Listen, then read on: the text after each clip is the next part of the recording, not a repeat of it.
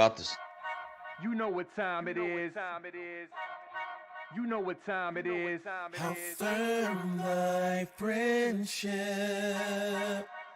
Oh, how you know what time it is. Come brawl with them boys of the fall. You know what time it is. On the ground with a nose for the ball. You know what time it is. Blood, sweat, and them tears for this game. Leaving it all out on the field with no fear for you lames. Yeah, you know what time it is. Come brawl with them boys of the fall. Covered in gray and scarlet, massive, stiff arm to your jaw. We breaking it. We sick of seeing you clowns with the crown. We taking it.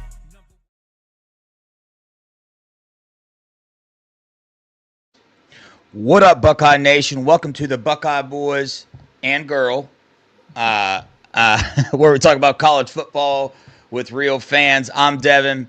That's Sean. That's TG. TG is a new official part of the Buckeye Boys. We got to get that figured out, though, because she is not a dude. You know what I'm saying? So I think we'll work on that. We'll get it figured out. But still, it's Buckeye Boys, man. So we know what's up, man. But how you doing tonight, TG? I'm what is great. it? Let's be honest, though. I said, let's be honest. I'm a tomboy. I'm not going to lie. I'm a tomboy. You talk football. You talk football like one. We'll give you that. You probably know more football than me and Sean together. So we'll try to act like we know what we're doing here. Sean, how you doing, bro? Doing great, man. Glad to be on with you guys. Yeah, no doubt, no doubt. It was a long, rainy day here in Tallahassee, so a boring day for me, but still ran around pretty busy. But I wanted to jump on here tonight and kind of wanted to dig into this game a little bit more, the Notre Dame game. But first off, don't forget to hit that like button if you're in the chat, and take a second, if you would, share this feed on your Twitter, share it on your Facebook, share it on your Instagram. Just help us spread the Buckeye Boy name. Let's get some more people in the chat, get some more subscriptions, the whole 9 yards. Shout out everybody in the chat. Aunt Chris, what up? Tyler, Daryl, Ryan Days Beards, Chuck82, the Lunatic Fringe, Karis. I'm sure Steely's in there. The rest of you, you know who you are. Appreciate you showing up every single night. This show is for y'all. We have a blast doing it. We couldn't do it without y'all. Lacey, what up? So, yeah, shout out, man. So that's what I wanted to do. I wanted to dig into this Notre Dame game. So, Sean, let's start with you. Sean, you got anything that you want to start off with talking about this Notre Dame, something that interests you, something that we should keep an eye on, something you're worried about, something you're super confident about? Let's just roll with it. What up, Deetra? I see Deetra in the chat. How you doing? Mr. Sanchez, Vader. What really interests me, Devin, is their defense is used to playing man all year long. And I want to see if they're going to switch the zone after what Texas did to us and the way they played us and slow JJ down. If they don't switch the zone and they want to go man to man, we will cook them. There's no way they can go man on us. And sorry, Sean, go ahead, bud. Go ahead, buddy. Well, I was saying, like we talked about before we came on air, we were talking a little bit. We brought up that the Louisville game, Louisville passed for 264 yards against them, and USC passed for 360 yards. And before anybody says anything, I know that you can't judge games on past games, but this, like I've said before, this is a metric of information that we have, so we're going to use it, and we're going to talk about it. So they're susceptible in the pass game, playing man like that all the time. If you got good receivers and you got a good pass game, which USC did and apparently Louisville did too, they can be, they can be exposed in that area. So that's a good thing to bring up. I just can't see him doing it. But TG, what do you think? You think they're going to come out and man? I think there's a chance they will, just because they can be stubborn. But I'm going to go back to that Texas game when you guys said that Jeremiah Smith, it slowed down Jeremiah. Actually, if you go back and watch the film, he was open a couple of times. It's just that Will didn't see him. So it's more of, they didn't really slow Jeremiah down. He was open a couple of times, but Will did not see him enough. That's for starters. Secondly, I do think they'll try to play zone here and there, but if they go out there and play man, they're going to get annihilated. Because truthfully, Ohio State is the #1 offense against both man and zone. People didn't know that. They were actually cooking the zone against Texas until momentum started. Momentum tends to be a problem, and things just started going in Texas's direction, and momentum started switching back and forth because Ohio State had them penalties. Yeah. So I love what Dietrich brought up down here about the Notre Dame DBs compared to the Texas DBs. She said Notre Dame DBs are slow and not as fast as Texas. During right. that 100%. During that Georgia game, I watched the Georgia, I think it was Delp. I watched the Georgia tight end absolutely smoke a Notre Dame safety. Like, I mean, ran right by him, and the safety was not catching up to him at all. A tight end. So we'll see what happens, but I think either way you go, and I love what you brought up, TG, about Jeremiah Smith being open a couple times during that Texas game. He was, like I said, I was there. I saw him open a couple times, but they did bracket him more than normal. So when Will Howard's used to looking over that direction all the time, and he looked over there 10 times in a row and he's bracketed, he's going to stop trying to look that way eventually. And I think that's what happened as the game went on longer and longer. Will Howard was just used to it. And he missed a couple reads. That happens, man, in football. Quarterbacks do it all the time. And we know that sometimes when Will Howard doesn't get in his rhythm, that is something he can do. He can stop seeing the field as good. But when he gets in a rhythm, he sees that field beautiful. And like you said, the momentum got stripped so many times with some aired passes or some, penalties that were called. And I think that slows down, Will Howard getting in his rhythm sometimes. And he'll definitely miss some receivers. But I don't expect the game plan to change, man. I expect Ohio State to come out looking for Jeremiah Smith, looking for our other 5-star wide receivers that we have on the team, and then utilizing both our NFL backs. It's really hard to see a situation where we're not scoring. I agree. I mean, if you ask me, I do think the game plan for Texas, they should have seen that coming, that they were going to try to take out Jeremiah Smith. So have game plans designed for everybody else, which they did. At least a couple of times. Like Carnell had a big game. People don't talk about that. I know he dropped a touchdown, which was unfortunate, but he did have a great game, and Mecca had a good game. As a matter of fact, I know we talk about the 4th down play that Will Howard did, which was amazing. And then we talk about the the Jack Sawyer return for the from the fumble. Now, if you want me to be honest, the things we don't talk about enough that no one talks about enough. With the Jack Sawyer fumble return for a touchdown, Sonny Styles was blocking off a running back that would have caught Jack Sawyer. Had Sonny not been in front of that guy, he would have caught Jack for sure. So give Sonny all the credit in the world, because that is something nobody talks about enough. Is Sonny blocked that running back, got in front of him, did this to keep him from getting anywhere close to Jack Sawyer. Yeah. So props off to Sonny. You also had his. Oh, I'm sorry. Go ahead. No, I was going to say you also had JT Tuimoloau right behind Jack too, just in case anybody else tried to catch up. But yeah, and Jordan Hancock. Mm-hmm. And then the G. Scott play where he fought for more yardage for that 4th down and 2. Because if he doesn't fight for more yardage, would they even go for it? Would they even convert it? So give G. Scott and Sonny the credit in the world for the little things that they did that led to those big plays, that led to us getting the momentum that we did, that led to the things that happened in that game. Give them all the credit for that. Yeah, 100%.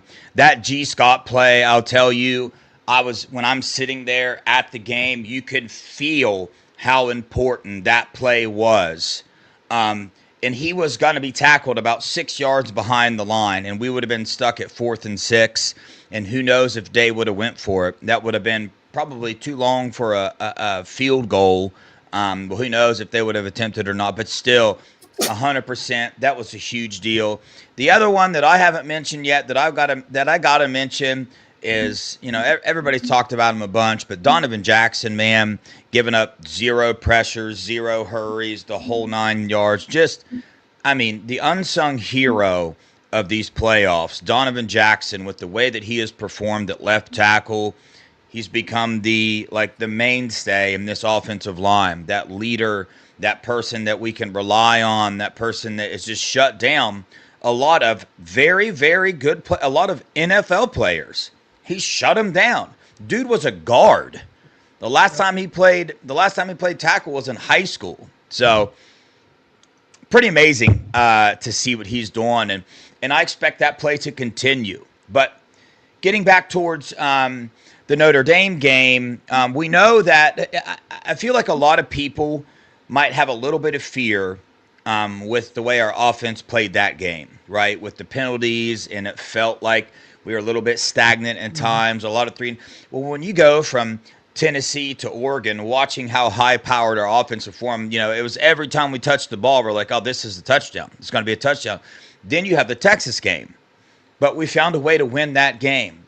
But the pattern of this team, when we go out and we have kind of an underwhelming performance, which we still won the game, so we're spoiled as Ohio State fans. Expect Ohio State every time they get the ball, go out and freaking score.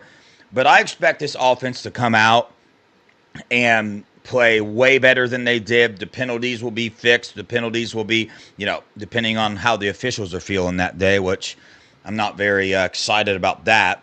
But honestly, I was a little ticked with the Josh Fryer holding penalty, because truthfully, he did not hold at all, and you just called it on him. No. And yet you call holding on him, but you don't call holding on Texas. How many times were they holding our D lineman? Oh yeah, yeah, I know. Well, here's the thing, Sean. I got to ask you this: whose defense is better, Texas or Notre Dame? Texas. By how much? I'd say by a lot. Yeah. One thing with Notre Dame is they're missing one of their key defensive tackles, who was a big-time run stopper. I mean, 5-star guy, stud NFL player. He's done. I know that they've brought in a couple guys that rotate that spot, and they've done an admirable job. But, man, there's no way against an Ohio State that they hold up, in my opinion. Yeah, I share the same feelings you do, Sean, with that Texas defense was good. And then you look at Notre Dame, and, man, I just can't help but I watched them throughout the season. I watched them in the Georgia game against a backup quarterback, against a not good Georgia offense whatsoever. And I got a lot of confidence in this Ohio State offense to come out. And so literally, to me, where I'm at is we would have to turn the ball over like 4 times for Notre Dame to stand a chance in this game. And even at that, I still see a W with this. There's too many weapons, man. We're too fast. We're too big. We're too strong. Mickey in the weight room this year, a lot of people, he got some heat in the middle of the season when Josh Fryer goes down, and then Seth McLaughlin goes down, and, the way our defense was playing in the beginning of the year. Mickey took some heat from the weight room. And then you look at Ohio State compared to the other teams, just compare it to Notre Dame. If you look at this team, we're standing pretty strong, really. Of course, everybody has their nicks and knacks and is beat up a little bit. This is freaking football. Something would be an issue if they didn't have some injuries. But, bro, what he's got going on in that weight room with strength and conditioning and training these guys and getting them ready for this season, because this season was the first time a college football team has seen a season like this. And for Ohio State to come out as healthy as we are, I mean, the past month, there's been nobody out. You know what I'm saying? Like we've got players back in. And so shout out to the staff, the strength and conditioning, the doctors, and all the people that help these players recover from injuries. Shout out to them. Ohio State's got it going on in that area, if you ask me. What are your guys' thoughts on that? See, I thought Mickey took some unfair criticism because they weren't rotating people earlier in the year, and our defense was getting tired at some games. And you know what? When you don't rotate guys and you're playing 300-pounders, 70, 80 snaps, of course they're going to get tired. So I think, he got some unfair criticism there. But you can just tell by the way when they start rotating guys how rejuvenated these guys are in the fourth quarter. They're fresh. I mean, they were killing Tennessee. I mean, in Oregon, our defensive line was coming off the ball like it was the first quarter again. Yeah. And there's one point I want to make about Notre Dame. What I think is what's gonna happen with their defense is I think their offense is going to be able to string together drives, and that defense is going to be on the field a lot, and they're going to get gassed. Yeah. I want to take a bit of a timeout because I see the chat. They're asking about Damon Wilson, the defensive end from Alabama. They want to know what's going on. So I'll let everybody know what I know. TG and Sean, if you know something I don't, speak up after I get done. But he visited Missouri, and Missouri has offered him a pretty big bag. And there were rumors out there that he wasn't going to make the visit, that he was not going to come to Ohio State after that offer was made. What I have heard is there was some logistical issues in trying to get him here as far as travel goes. There's also rumors out there that there was another undisclosed issue. Well, whatever the issue was, it's been resolved. And he was on campus. He was there yesterday until this morning. So he's been on campus, but we know Ohio State is not going to offer him as much money as some of these other schools are. So when me and Mello first brought him up, I said, if he's about that development, if he's about, playing in the NFL, I mean, look at Jack JT, Kenyatta Jackson, Curry, Mitchell Belton. Clearly, the development on the defensive line, Ohio State is where you want to be for that. So that's the question we got to answer. Nobody knows that. So I know you have all these recruiting guys out there talking about they feel like this or that. Well, it comes down to this. If he takes the bag, it's Missouri. If he takes development, it's Ohio State. That's where I think we're at. I know Texas is in it a little bit now, still communicating back and forth, but I would expect a decision this week for sure. So we'll see what happens. He's going to pick Ohio State or he's going to pick Missouri. If you ask me, those are my opinions. You guys got anything else on that? Well, Nevada did say he heard he was in, but like I see it, we'll see. Because it's kind of funny because I think he'll get a good NIL deal at Ohio State. It's just that Ohio State's not about throwing around money to just anybody. You got to prove yourself.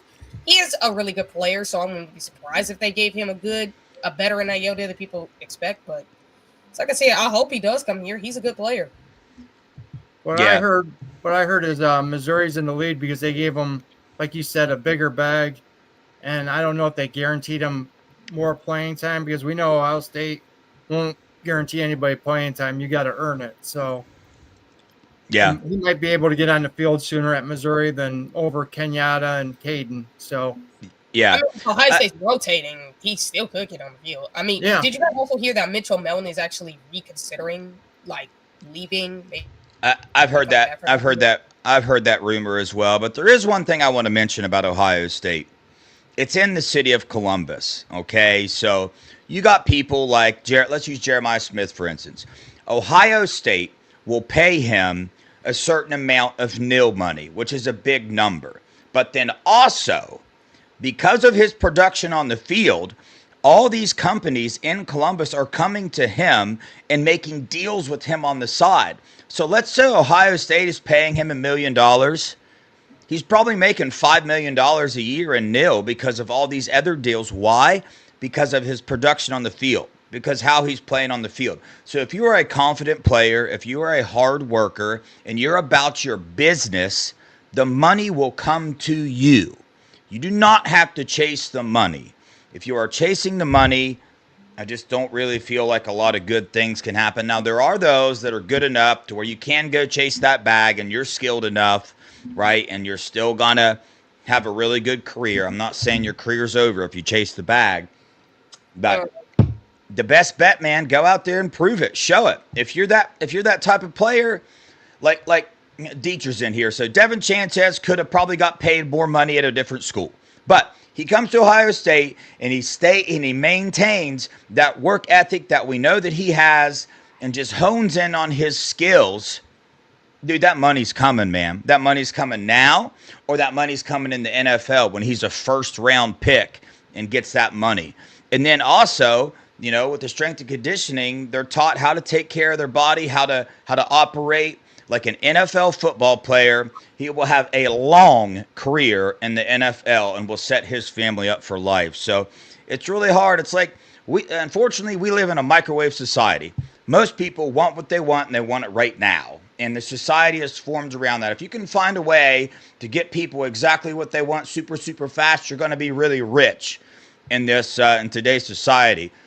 But the crock pot's the way to go, man. Put that thing in the crock pot, man. Cook it for a long time, and the meat always tastes way, way better. So there's my analogy for the day. Yeah, I mean, to be quite honest, I think the way Ohio State approaches NIL, I've always said the way they approach it is kind of like an NFL contract, where every year, even though an NFL contract you're on for way longer, but the way they tell you is approach every year like a contract year in the NFL. That's pretty much how you have to approach it at Ohio State. You get a good NIL deal, but if you want more, you better prove it on the field. Because the more production you give on the field, the more money you get. Look at it like the NFL. You want to have a long career, you want to make an X amount of money, you better treat every year like a contract year. I don't care how long your deal is. Because they could kick you off immediately or cut you immediately. Like, do you guys remember who Cedero Henderson is? I don't. No. He was an offensive line recruit that Ohio State had missed out on that I know Ohio State fans were crazy about. He was a 5-star. He went to Miami. He was a bust. He was a flat bust. He still got drafted, but he got cut like 2 years into his rookie contract because the dude sucked that bad. He didn't put in the work. He wasn't nowhere near as good. Like, he was just awful. So if you want to have a long NFL career, treat every year like a contract year. Otherwise, you're done. They will get rid of you. Amen. That's how Ohio State treats it, like the NFL, literally. Yep. Amen. Well, we talked about Notre Dame's defense for a minute.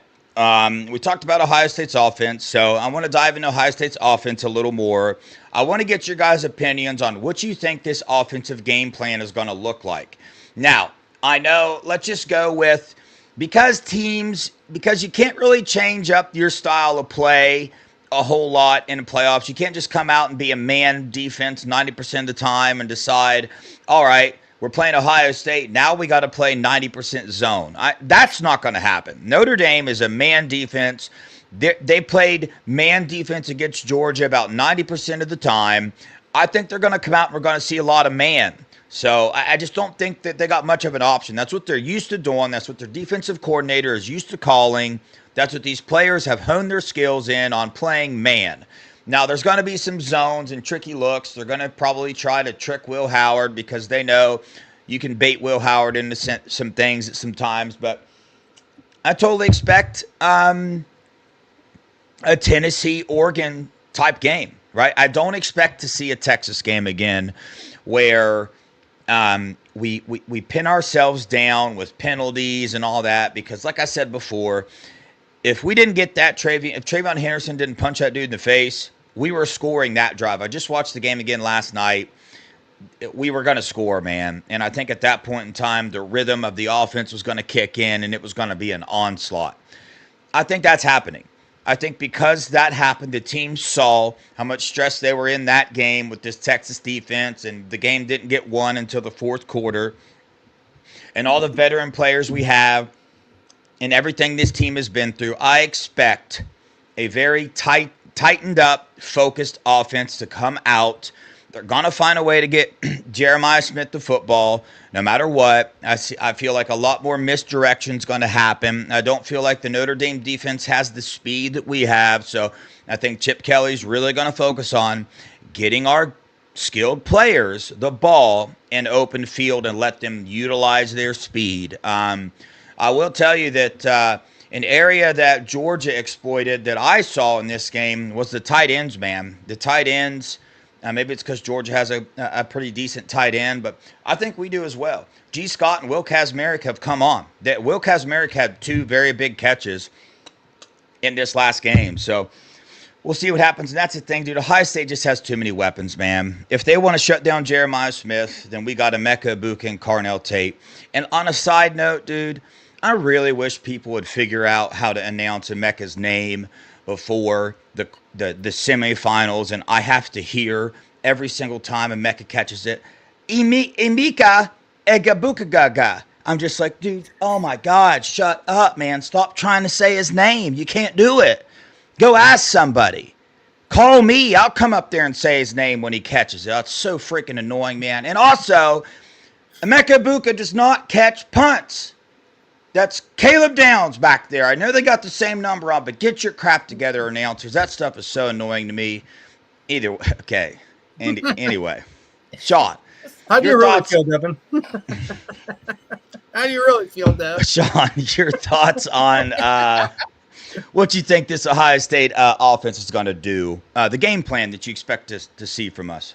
I think, first drive or two, they're going to kind of feel out what they're going to come out in. But I think maybe pass to set up the run again like we've been doing. We'll spread them out a little bit, run some counter. I think it's going to be like another Oregon game or Tennessee game plan. Like you said, it's not going to happen like last game. As long as we keep our penalties, keep ourselves in check, and don't do anything stupid, we'll be fine. Mm-hmm. Yeah, 100%. Notre Dame is going to try to slow this game down. That's 100%. They're going to try to slow the game down. I don't see it happen. TG, what about you? What do you think? What do you expect from the Ohio State offense? Oh, I expect them to have the same game plan they had against Tennessee, against Oregon, and the game plan they were going to have against Texas, but it didn't work because of the penalties. But I expect them to have the same game plan. Be aggressive and test that defense. That's what they're going to do. That's what I expect. Yeah, 100%. Another side note, Chad, I need your help. Am I crazy right now, or do we think these prices to this game for tickets to this game are going to come down? Because I'm going to the game. I haven't purchased my ticket yet, but, I saved for this. I prepared for this, so I'm buying a ticket regardless. But I'm waiting on them to come down a little bit. Right now, it's $2,000 a ticket. Is there somewhere else we can go, or I'm probably going to try to wait like 2 or 3 days before and see if they go down, because I'll tell you this, I bought my Cotton Bowl tickets and then they dropped way down. I paid twice the amount for the Cotton Bowl tickets as where they ended. So I learned my lesson there, but do we think they're going to go down at all? Or are people really paying, is everybody really paying $2,000 a ticket?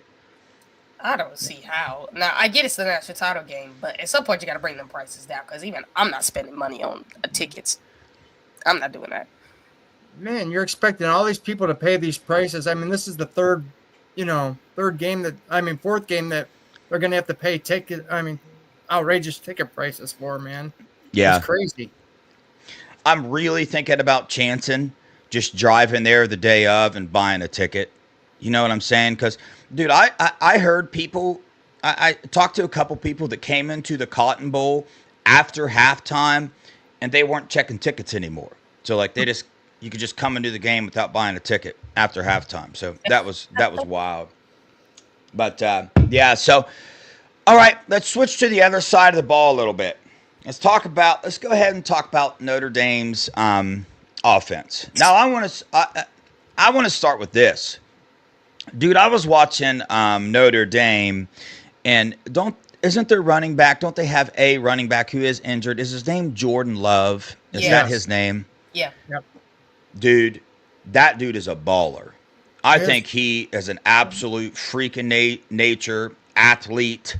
I watched him get the ball a couple times, and if he wasn't injured, I feel like he would take a game over. But I think that dude is absolutely phenomenal. I was not hip to his game, so I watched him hurdle a couple people. I think that's how he got his injury, because he kept hurdling everybody. But either way, somebody start us off. Notre Dame's offense, what do you think they're going to do? I think they're going to try to run. That's what they're based around, but they're not going to be able to. They just lost their second left tackle, who was a stud freshman, and he got hurt. So you got two tackles that are hurt, not going to be able to play. You got a quarterback that has trouble throwing the ball down the field unless the guy's wide open. What we need to do, and what I think Jim Knowles is going to do, is make them one-dimensional. You're going to take away the run game. You're going to stack that box, and you're going to say, Riley, Leonard, come beat us. And I don't think it's going to. I see the only way that they can beat us, they'd have to score 21, 28 points. And I see no way in heck that they get that many points, Devin. I don't see where the offense is going to come from. Yeah, TG, what you think? I think the same thing. They're going to just try to run the ball. That's all they're going to do. Now, I do expect them to probably throw in a little trick plays here and there, but we all know Jim knows his defense don't fall for the eye candy, so Yeah. it is going to be the same. And they're going to be one-dimensional the whole game because Ohio State's sole focus would be take away the run, make these guys one-dimensional, make Riley Leonard beat us passing, which we know he can't. So that's all I know. I know. It's almost like a worst-case scenario for Notre Dame when you're coming up against an Ohio State defense as talented as we are everywhere on the field, and you can't pass the ball downfield. Like holy crap, bro. To me, they're gonna have to take shots downfield. Like they're just, I don't see how they have any chance unless they try it. But this defense is absolutely playing out of their mind. They just built even more momentum than they already had. The rotations are good. We don't have any serious injuries. Yes, JT hurt his ankle, but he's still good to go. Man, the dude's tough as they come. He's going to be out there on the field, but even so, you got Mitchell Belton, Kenyatta Jackson, Caden Curry.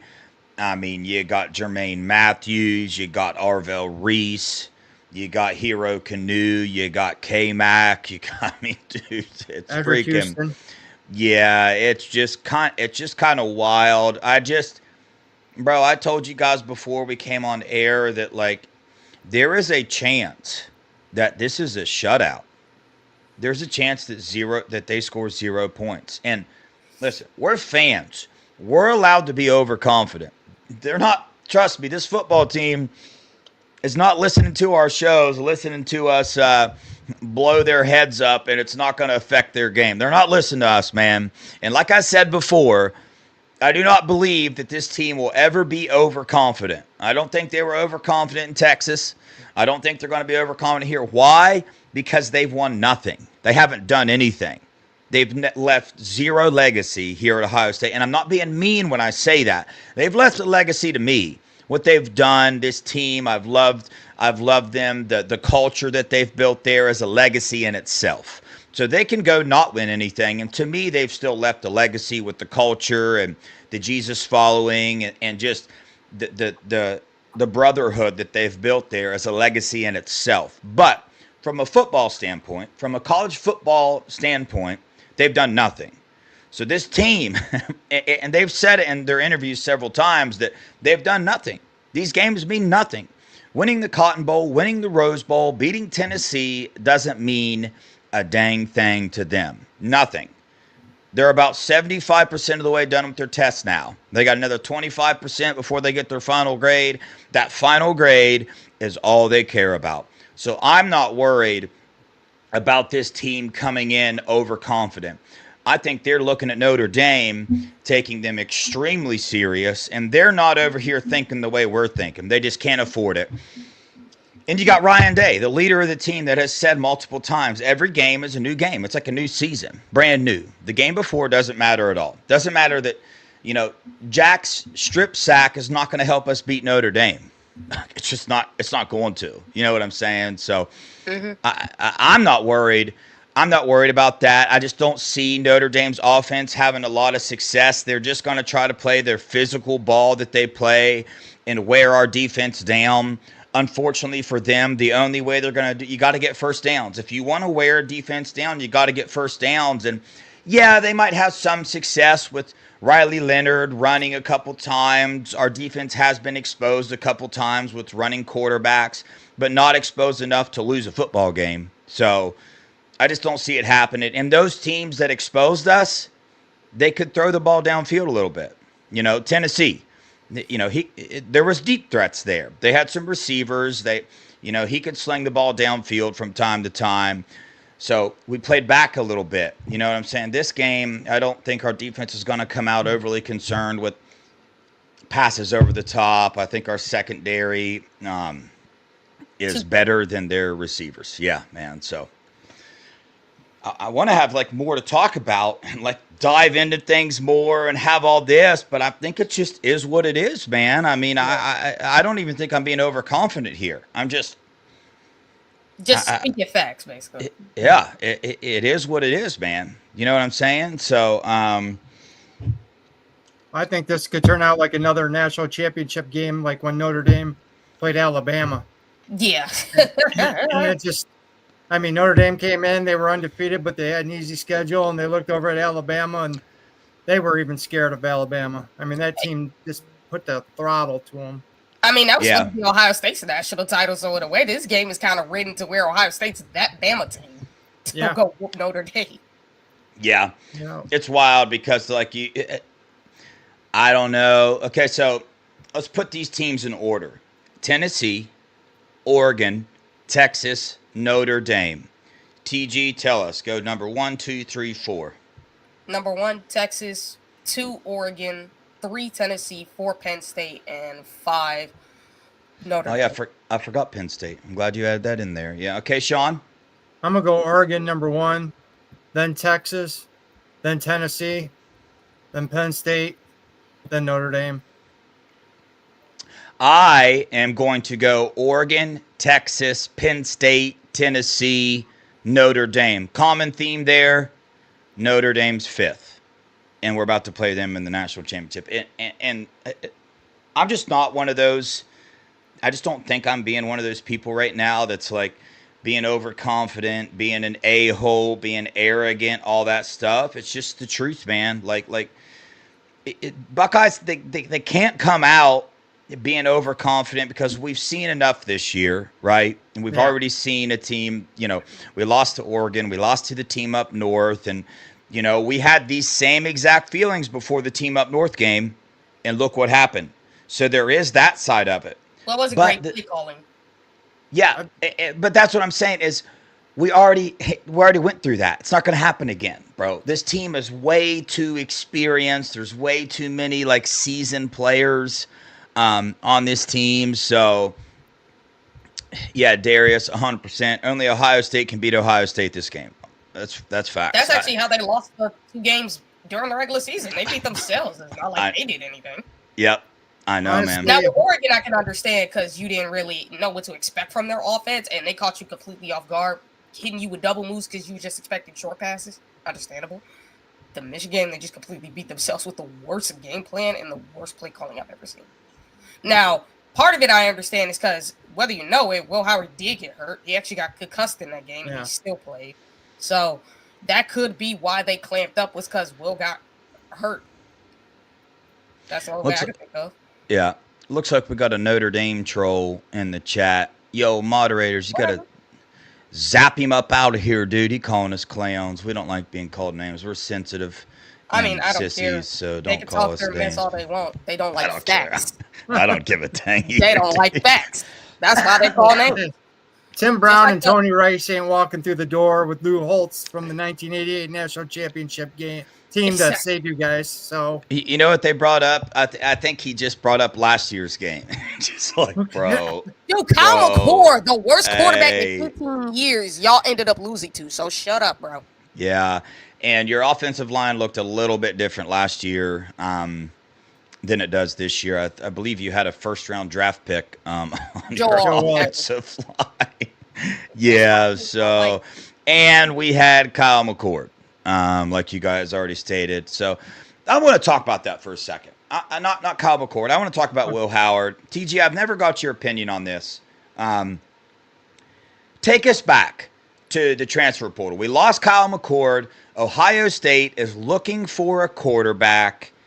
You hear it's Will Howard. First thoughts, what did you think? Oh, I thought it was a good get, to be honest, because I seen him at Kansas State. He was a pretty promising. He had promise, but you could tell he wasn't fully developed as a quarterback yet.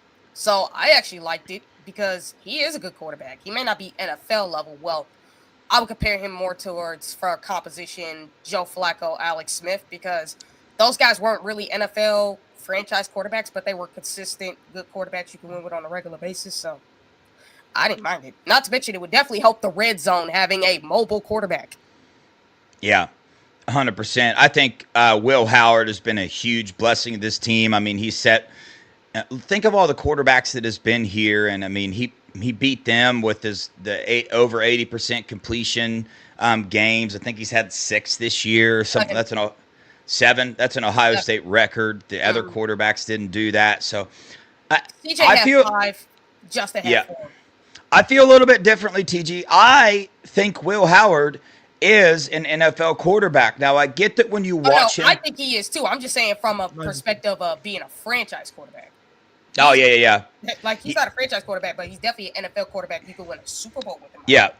Well, you look at last year's draft, look at some of these grades some of these quarterbacks are getting this year, and then compare them to Will Howard. It's hard for me to not say that Will Howard can't go in the second or first round. And I know that is an insane thing to say, but I mean, look at the quarterbacks that got drafted last year. Exactly. And compare him to Will Howard. Compare him to Will Howard and tell me who was better. Tell me who played better their last year in college football. Will Howard is putting together an historical year. I mean, he's had how many passing yards in all 3 of these playoffs? Was it 300, 300, 300 pretty much? I mean, golly, bro. Yeah, 300 the first 2 games and almost 300. He had 289 in the Texas. I know, but that's what I'm saying. Like, golly, I know he's playing his best football in the playoffs, if you ask me. I know he threw his interception. I know he tripped and fell, and everybody – dude, I've seen so many the tripping and falling was the best thing to happen to Ohio State. Let's be honest. Yeah, dude. I've seen so many people try to break that down and be like, "Yo, what happened to Will Howard's running game this year?" Oh, freaking Jeremiah Smith, 2 NFL quarterbacks, Emeka Ibuka, Carnell Tate. You don't need that. You don't need a quarterback to take over a game and run 90 yards down the field and score. You know what I'm saying? He only has to do that if it's necessary. Yeah, there's too many weapons on this team. We don't need it. So and by the way, like, it's not surprising to me that he's this good. I mean, he's being developed by Ryan Day. Yeah. All it takes is one general manager to fall in love with him. That's all it takes. I mean, if you look in the past, Christian Ponder, E.J. Manuel, these are all guys that were taken in the first round and shouldn't have been. And Will Howard's just as good as those guys. So, I mean. If not better. If not better, exactly. So, yeah. He's definitely an NFL quarterback. Yeah. That's because Ryan Day knows how to develop NFL quarterbacks. Like, I know we all dislike Kyle, and he is the worst quarterback we had in 15 years, but let's be real. How he looked at in Syracuse versus how he looked at Ohio State, he actually did look better at Ohio State. He wasn't super bad, but, like, he was being good as a passer compared to how he looked at Syracuse. So Ryan Day does know how to get the best even out of quarterbacks like Kyle. Yeah. I mean, Krenzel won a natty. C-Dub just brought that up. And Krenzel couldn't even pass for nothing. Yeah, and then Ryan Day's beer said, my team took Anthony Richardson, for Christ's sake. I mean, he had promise, but it was dumb to take him in the first round. He's raw, incredibly raw. You would have been better off taking him in the 3rd, 4th round. Even the 2nd round, you would have been better off doing that. I mean, I saw the Browns take I saw the Browns take Johnny Manziel and Cody Kaiser. So, I mean, come on. I would take Will Howard any day over those jokers. Yeah, I mean, I would take Will Howard over Caleb Williams. I mean, you got to see how bad he sucks. Yep.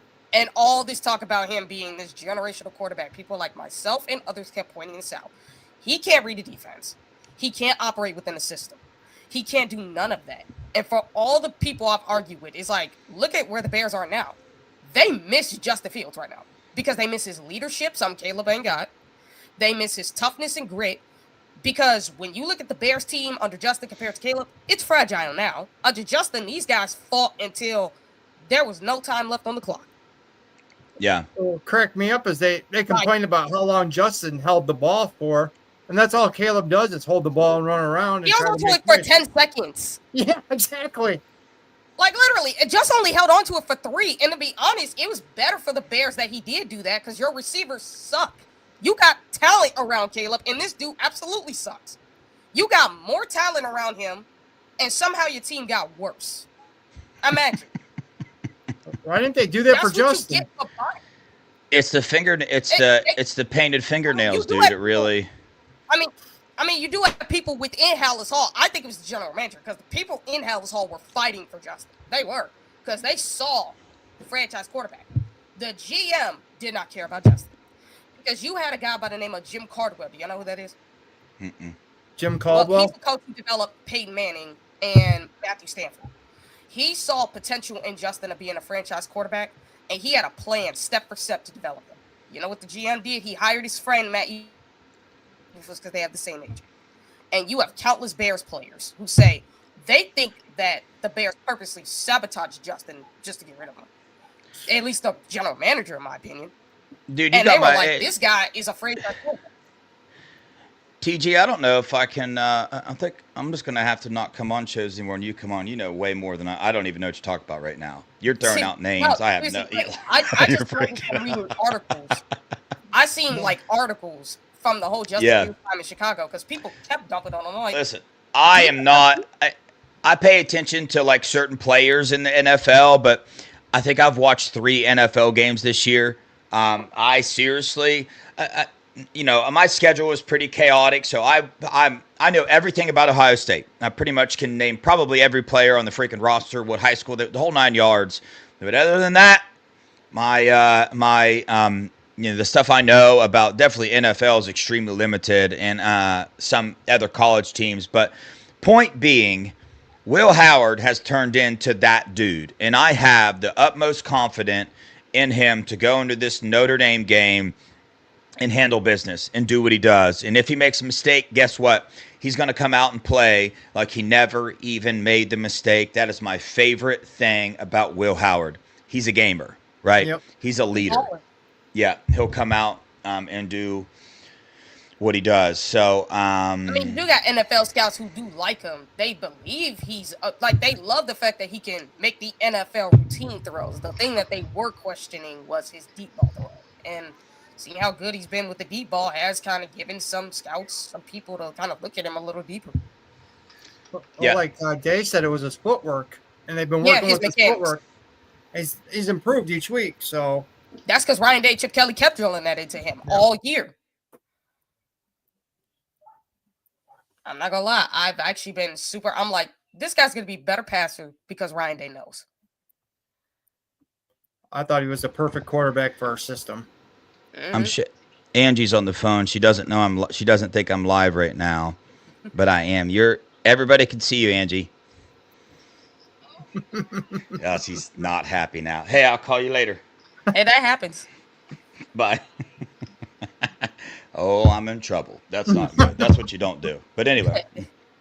Yeah, so I think that's it. I've run out of stuff to talk about. Chat, you guys got any questions, anything you guys want to talk about? We're going to go tomorrow as well. Probably going to have a guest on here. I'm going to try Wednesday. Duke Petterjohn's going to be joining us for a show. You know the guy, Tate? I see him on X all the time with, I think it's Barstool Sports. Ohio's Tate. He's going to be joining us for like 10 or 15 minutes on a show, either tomorrow or Wednesday, waiting on a response from him. Sean, I know you got some people lined up too. So after this show, we're going to try to get that organized. But chat, you got any questions for final score prediction? They want a final score. So I'm not there yet. I haven't thought about my final score prediction yet. If you guys have a final score prediction, you're more than welcome to share it. I have 42-0. Okay. Because I don't think we're going to score that much. TG's got 42-0. I love it. I love it. They got 35-7. I think they get garbage time touchdown. 35-7. Okay. Any word on the JT injury? I was told he's fine. Yeah. I mean, I was told, got an injury. We saw him in the second half. So, you know what I'm saying? He's going to push through and he's going to be fine. Meek wants to know, is Melo going to the game? As of right now, no. They are making it to where you're going to have to go get financing to purchase a ticket for these freaking games. It's a little ridiculous. So, I want to give a shout out to Ryan Day's Beard for gifting memberships. Thanks for doing that, RDB. Oh, shoot. Did he? I missed it. Gifted a membership. Let's see it. Oh, heck yeah, Ryan Day's Beard. Sorry about that. I missed that. I saw it. I thought I pulled it up. Didn't. That's my bad. So, yeah, I'll give my score prediction. Mark wants to know when I'm going to have Angie on as a guest. She may have some stories she would like to share. That's why I'm not going to have Angie on as a guest. So she cannot share stories that she would like to share. She's not a football gal. She's just not, unfortunately. But she'll sit down and watch it. She went to the Oregon game with me, so that was cool.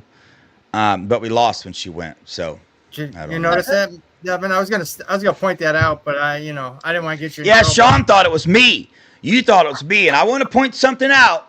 I've been to the Rose Bowl. I went to the Cotton Bowl. What happened, man? We They freaking won. won, dude. Yeah, so I'll I give it got to to you. go to the Natty, man. I got to go to the Natty. Super funny is like, bro, the Michigan fans are crashing out right now because Ohio State's on the verge of winning the Natty.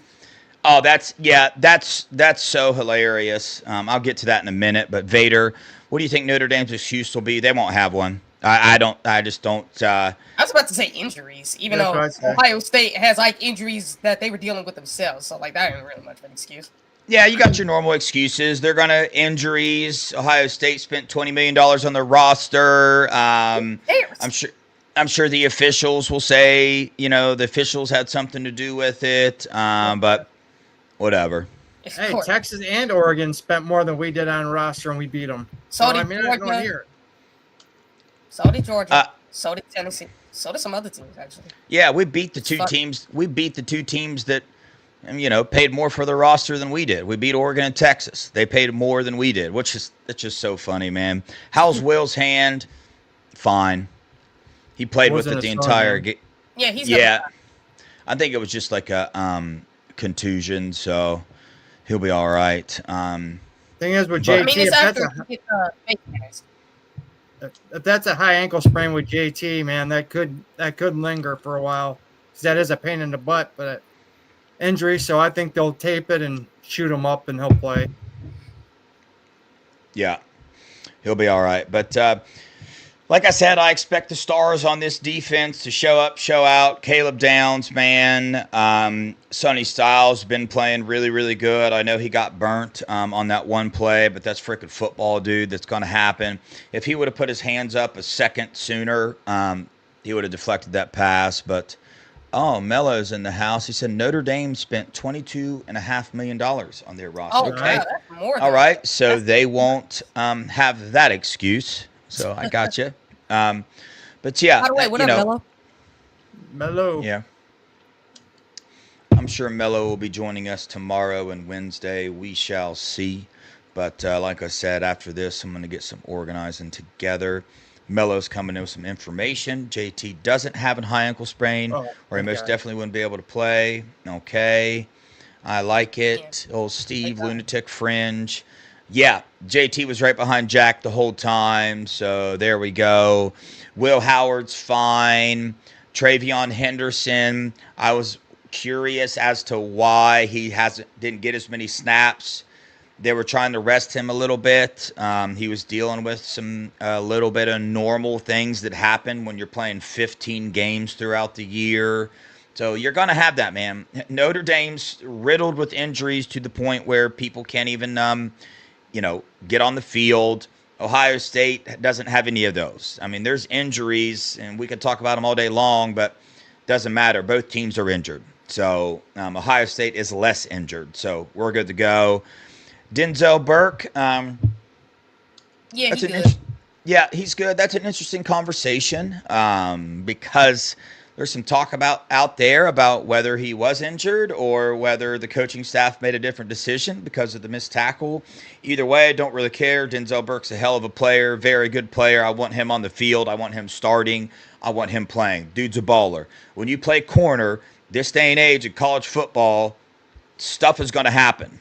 You're going to lose some reps, man. And that offensive player made a really good play. It was I hate to say this, it was a good tackle. Like he wrapped him up, brought him. The offensive player just made a heck of a play. That happens sometimes, dude. It freaking happens, man. I mean, so look at our players.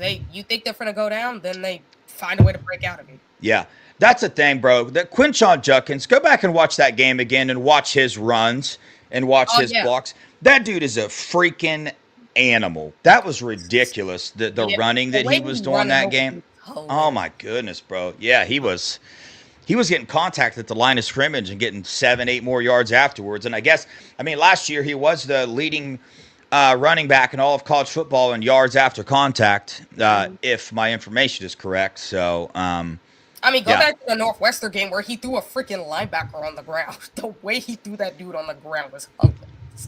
Yeah. I mean, the running was awesome, but how about that block, man? He took that guy's soul. Yeah, he did, dude. That was freaking awesome. Soul, man. Yeah. Yeah, It's man. like what Trevion does with linebackers. He be taking their soul. Yeah. Yep. Hey, does anybody got a good nickname for Jack Sawyer's scoop? We got 85 yards through the heart of the South. So which Jack's gonna be? I know that Scoop was trying to come up with one. Everybody's saying one. The Jack Scoop and Score. Yeah, that's what I've heard. The Jack Scoop and Score. Oh well, who cares? We freaking won. Get some, son. Anyway, Jack. What's the name for it? Jack the Stripper. Heck yeah, dude. That's it. Jack the Stripper and his roommate. Oh my god. That's what it is. I said 83 yards through the heart of Texas. Okay. I saw somebody say on somebody else's show, like 83 yards through the eyes of the South. Something like that. Okay. Oh, Mello, get the heck on here then, dude. Come on, son. We got like 10, 15 minutes. Go on here and tell us what's up. You know where we're at, right? You know how to get on here, hopefully. Again, I'm I'm not just gonna lie. While we were looking over some stuff, I keep getting some like notifications of the Team Up North fans just crashing out.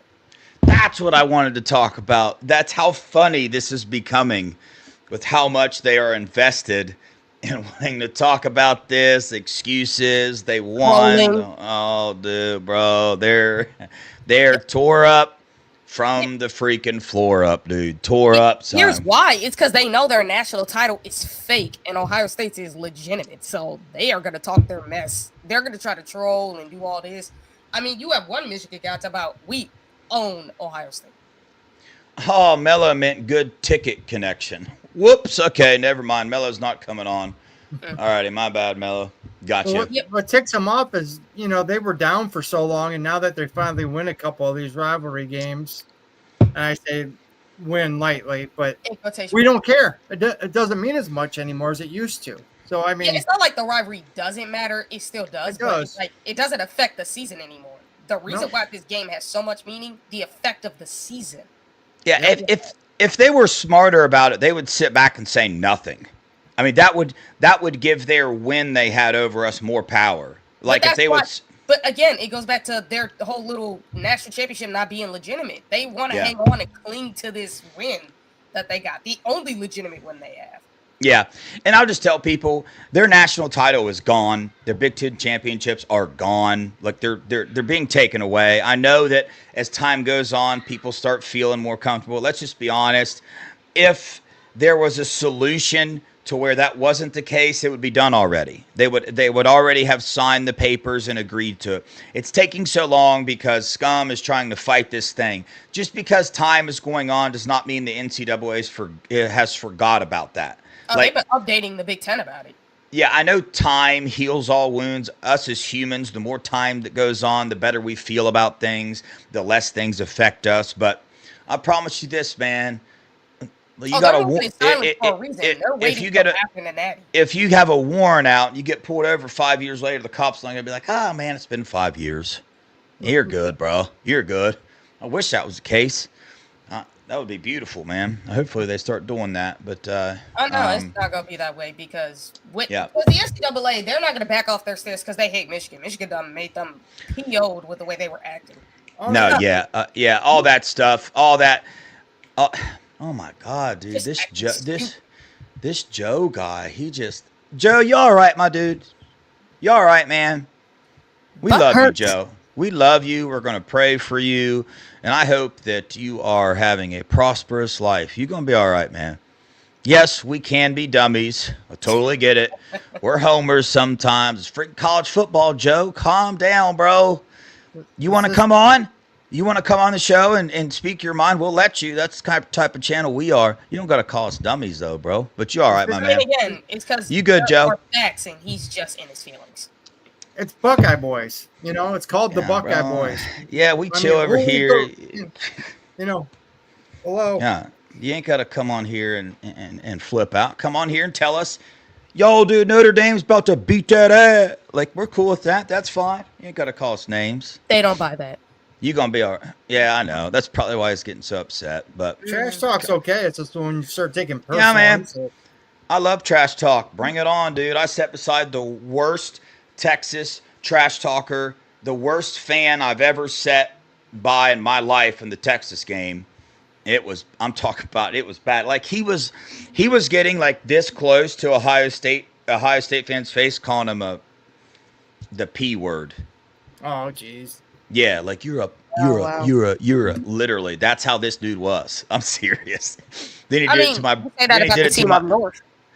Then he did it to my brother, and I watched my brother's hand go like that. I was like, no, don't do it. Him, bro. Don't even bother. No, I went and wrapped him up and was like, no, bro. It ain't even worth it. You know, Dev, I've been called a lot worse than dummy, so, you know. Oh, I'd have shoot, bro. They can hurt my feelings. You can call me whatever you would like. Yeah, I'm not gonna get all turned up over it. But all righty. I think that'll do it. TG, you got any final thoughts? All I gotta say is, for you Team Up North fans, shut up. If you guys legit thought your natty was real, your little M-Den would have went out of business and you would have bought all your national title gear.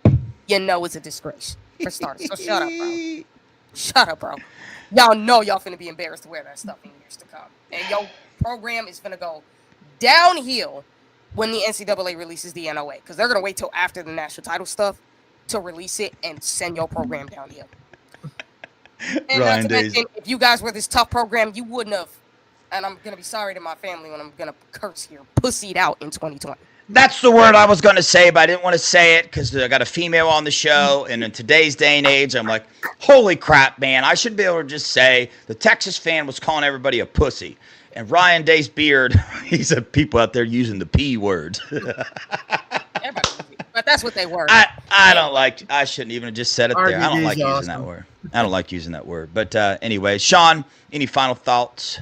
1 week away, guys. 1 week away. 7 days till we get crowned champion, baby. Yep. I can't wait. Finish it. Finish it. That's all I'm saying. Finish it. One more to go. And you'll cement your legacy forever, guys. One more game. Oh, Ryan Day's beard's just cracking me up. Right all those wrongs, man. 100%, dude. It's time, man. That's what these seniors, some of these juniors.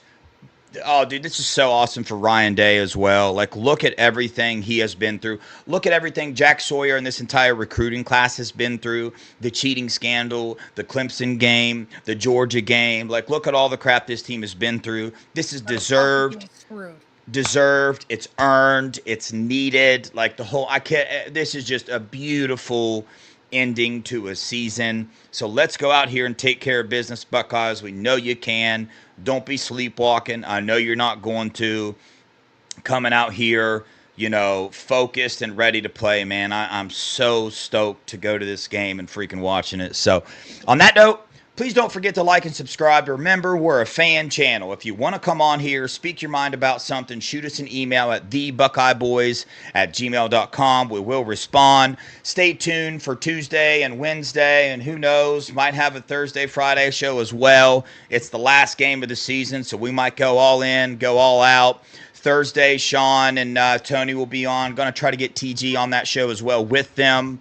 So you'll be seeing more of her as well, as many shows she wants to come on, because as you guys can see, she's pretty talented at expressing information, communicating information. She knows her football, so we're grateful to have TG a part of the Buckeye Boys team and excited what the future holds there. So share this feed, man. After the show, even get on your Twitter, your Facebook, your Instagram. Put it on there for us. That'd be huge, man. So we appreciate you guys. We love you guys. On that note, go Buckeyes. Natty time, baby. OH. I-O.